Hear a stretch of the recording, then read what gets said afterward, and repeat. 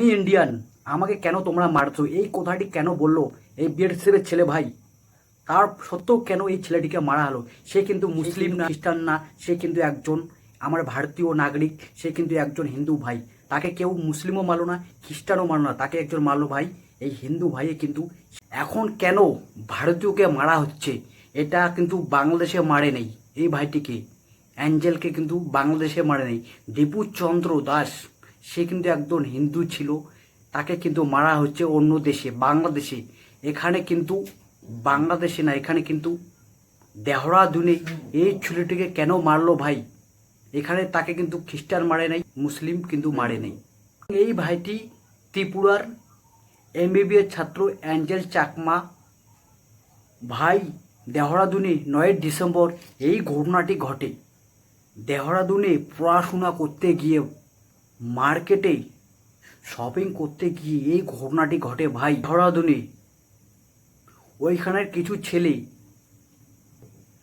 Chinese, momo, Chakma, Nepali এই বলে তাকে বিরক্ত করতেছে, এইসব কথা বলে তাকে টাং করতেছে ভাই, কি আর বলবো। এবং অ্যাঞ্জেল বলে আমি একজন ইন্ডিয়ান, আমি একজন ভারতীয়। তার লাস্ট পর্যন্ত ছেলেটি বলে আমার বাবা কিন্তু একজন সেনাবাহিনী।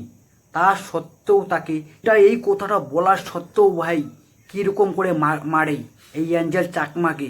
এবং অ্যাঞ্জেল এই কথাটিও বলে আমার বাবা একজন, আমার ফাদার একজন সেনাকর্মী। তার সত্ত্বেও কিন্তু তাকে মারধর করা হচ্ছে। লাস্ট পর্যন্ত এই সেনাকর্মীর ছেলেকে কিন্তু চাকু দিয়ে মেরে ফেলা। তারপরে হসপিটালে অনেক দিন থাকে। তারপরে ওইখানের ডক্টর ফাইনালি বলে দেয় ছেলেটি মারা গেছে, অ্যাঞ্জেল চাকমা। কি আর বলবো,